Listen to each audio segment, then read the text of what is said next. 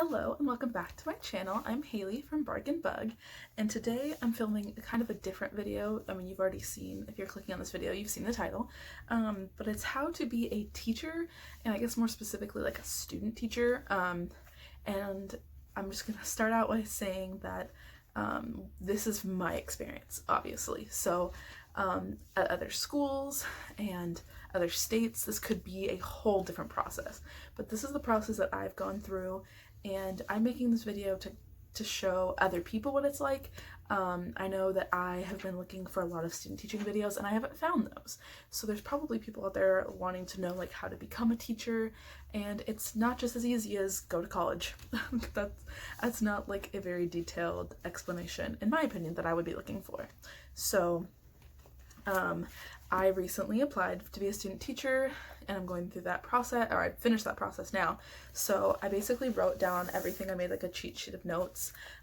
We had a checklist that we had to go through, and we had the whole application, but I have turned the application in, so I can't really speak to that or show that for per se.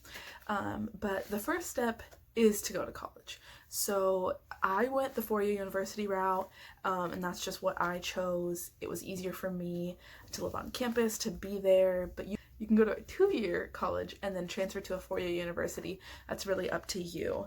But the first requirement to be a student teacher, or to be a teacher, so basically, I guess I'm going to be explaining like the licensure application program, which is what student teaching is. The fancy terms for it is a teacher licensure program. So the first step of that is to complete all your classes with a GPA of 2.75 or higher.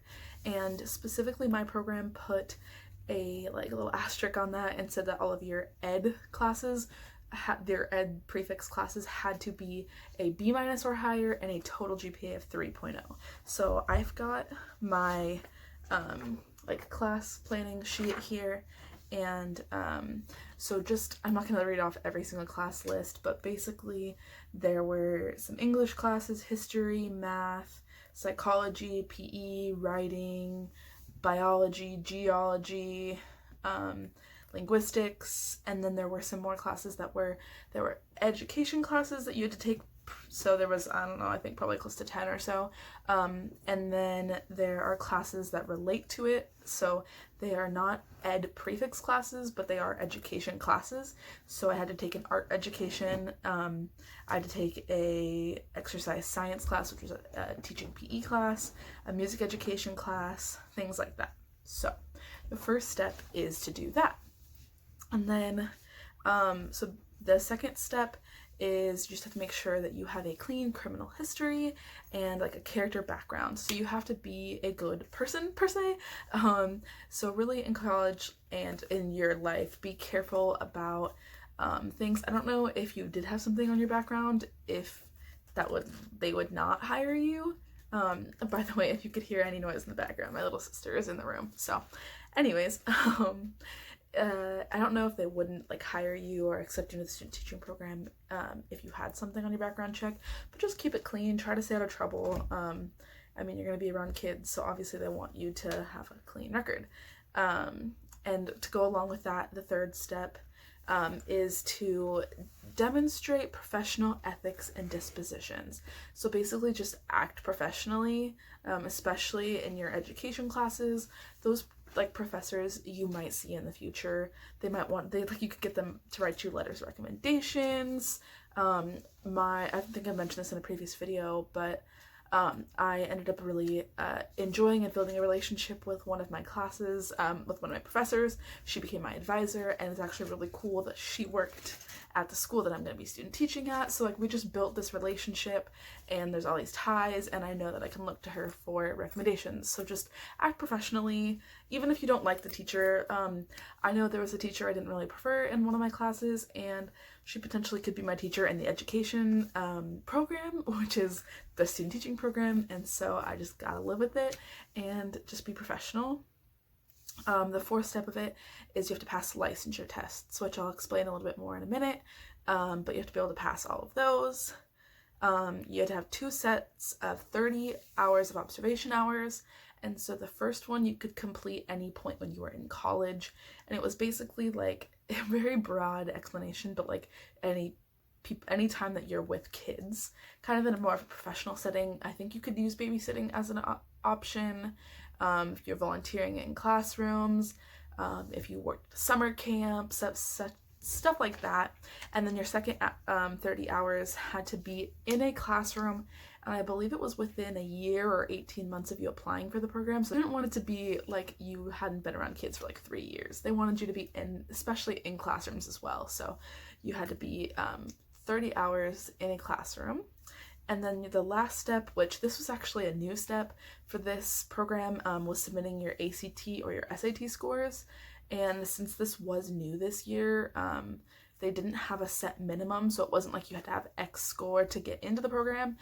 They just wanted you to submit the scores. I think in a few years, they said that they might make it a minimum of you had to have a certain amount of a score, which I really don't understand, because if you transfer from a 2-year university, you don't need SAT scores or ACT scores to get into a 2-year college. So anyways, so that's kind of like a very broad explanation of how to be a teacher.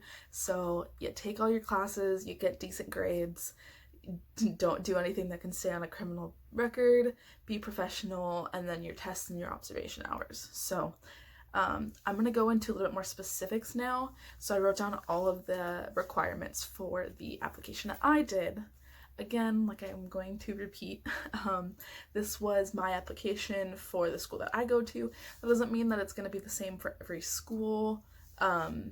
This was just mine. So I would say that I'm going to my 4th year of college. I would say my first and second years, I really didn't do a whole lot pertaining to my major and my degree.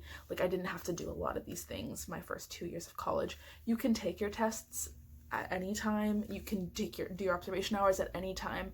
I chose to keep mine a little bit later, and I kind of chose the route of taking a majority of my non-major or my content-based classes at the beginning, and then kind of like pushed all my ed classes till the end, so they were like more fresh in my brain, and I feel like that was more useful for me for the education program. So my freshman year, I took classes like earth science and biology, and in my freshman and sophomore year, and psychology and stuff like that, and then I pushed my education classes towards the end.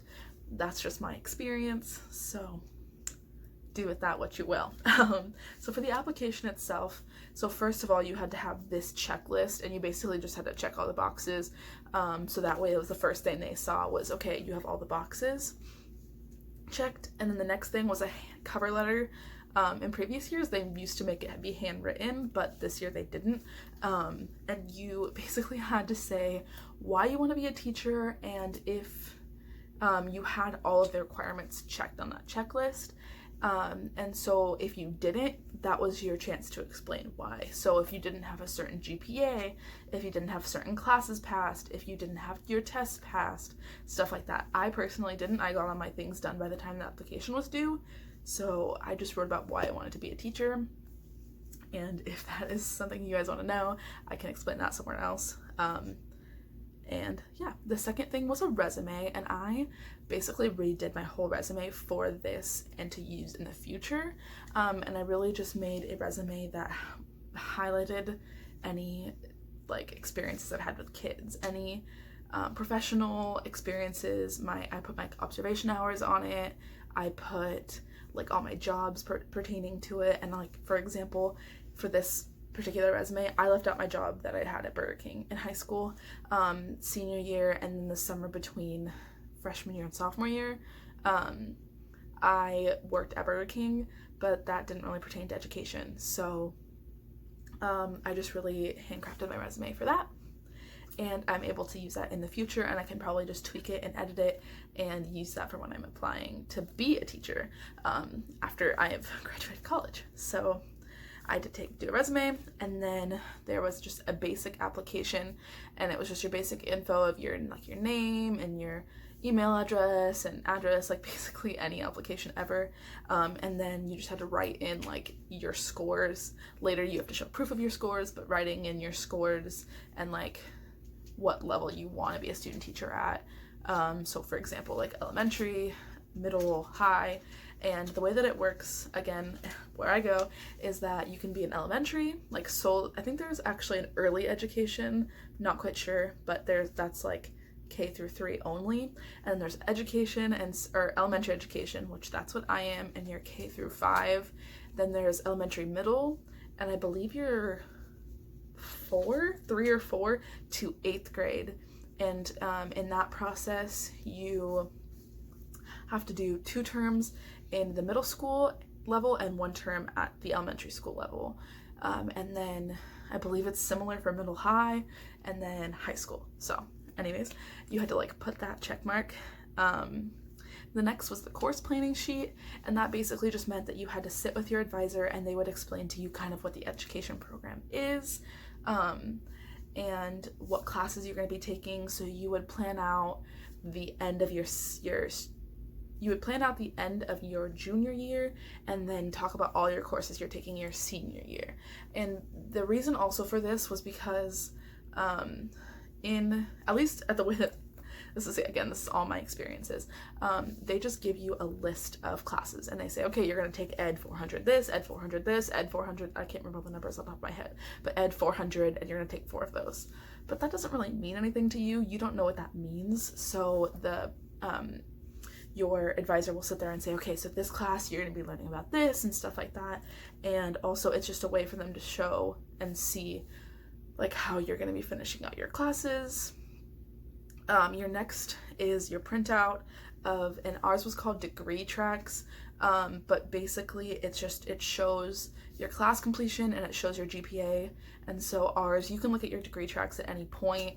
You open it up and it shows all of your classes, and there would be like a check mark if you completed it. There was like a little squiggly line if you were in the process, and then it'd be gray if you hadn't taken it yet. It would show how many credits the class was. It would show the abbreviation for the class and then the full class. So for example, like Ed 200, and then it would say Education 200 Foundations of Education. It'd show your grade, and then it'd show what term you took it, I believe.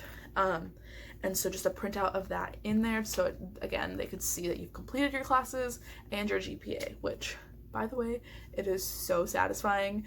Freshman year, I was like, oh my gosh, I have so many classes, this is so much, and you scroll so much, and it's like overwhelming. And then you get to your junior year, and it's all green, and you've taken almost all of them, and it's just like a breath of fresh air.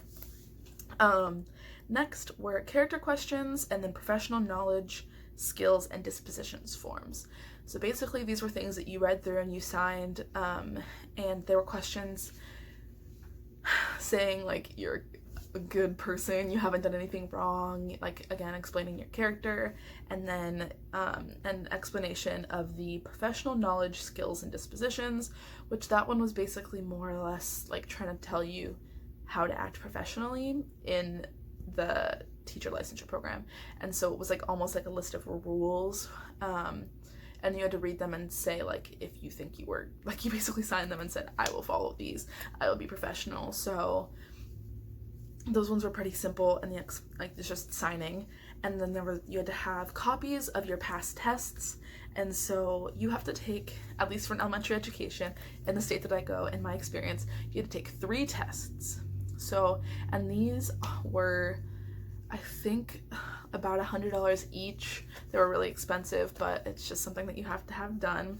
There was your civil rights test, which is something that everybody has to take no matter what. If you want to be a teacher, you have to take the civil rights test. And that one was, I hate to say it this way, but it's like basically, it's like if you're gonna be a decent human being, like you're not gonna segregate your kids, you're not gonna be like racist or sexist or mean or rude. And it was just like, it was really easy in my opinion. There's so many different study materials and things that you can read online, but the basis of it was just like common sense in my opinion. So that was that test, and then there was subtest 1 and subtest 2. I always get it confused. One of the tests is about English and linguistics and history. I think that was 1, and subtest 2 was math and science.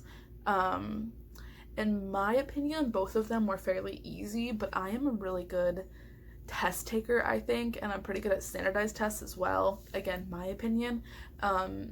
Each state has a different number as their minimum, so you have to get a 220 or a 280 or whatever it is. I can't remember the scores off the top of my head, but you have to get X score to pass to be in there. And so you do get more tries, you just have to pay more, which is unfortunate. If you don't pass the first time, you have to pay again. But you have to pass all 3 of those tests to get in. And like I said before, if you don't pass them by your deadline, you can explain in your cover letter why. And I believe you didn't have to actually have it done until August or September, like before you had to have it done before you student taught. But I think they allowed that if for whatever reason you couldn't pass it. I took mine a little late, kind of on purpose, but then I was kind of rushing, so I wouldn't recommend as late as I did. But I wanted to take it after I've taken my classes.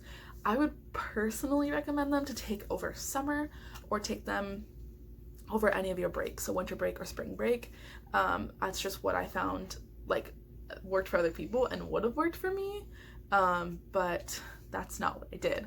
And basically you just have to go to a test center, and a lot of community colleges have them. My university didn't have it, unfortunately.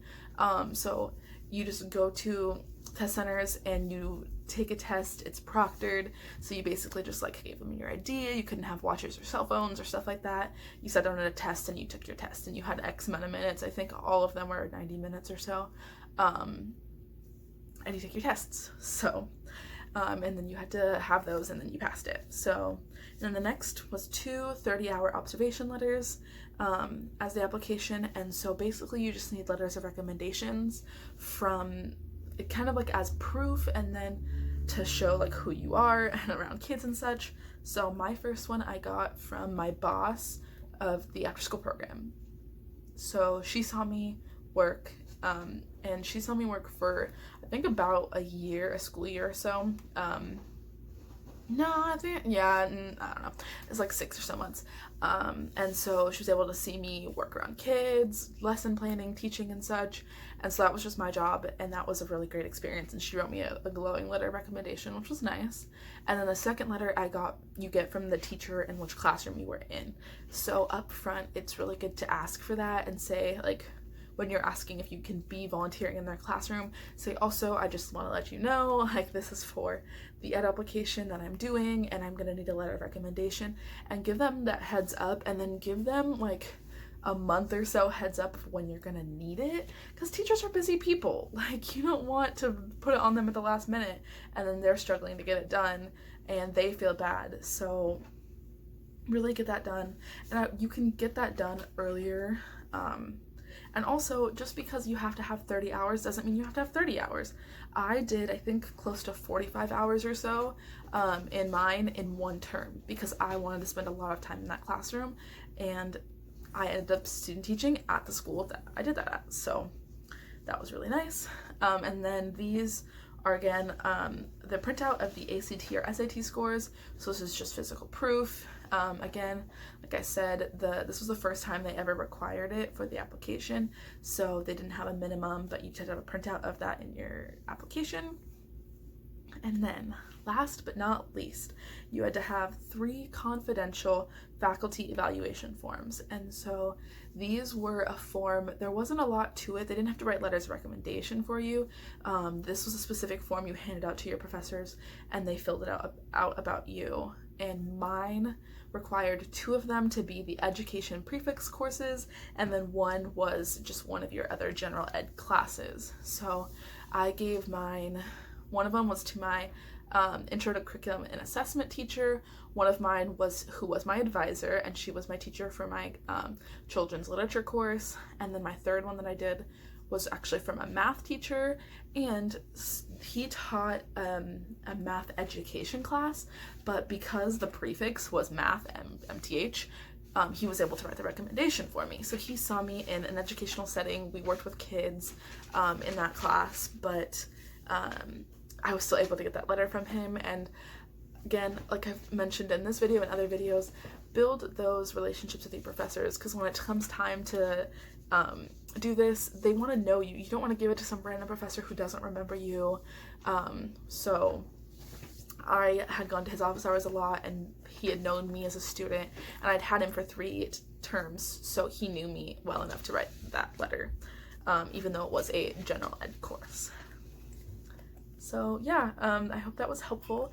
I can make another video just about the student teaching program itself once I'm in it more and I know a little bit more about it, but like the requirements for it and the classes and what you have to do in it, but I can't really speak for that right now. I know what I've heard.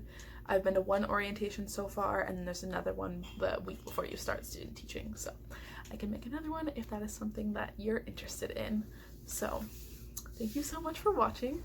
I hope you enjoyed. I hope I didn't ramble too much. I know this video is kind of long, but I think that this is really helpful information, and I would have liked to know this. So anyways, if you have any video suggestions, leave them down below, or you can comment them on my Instagram.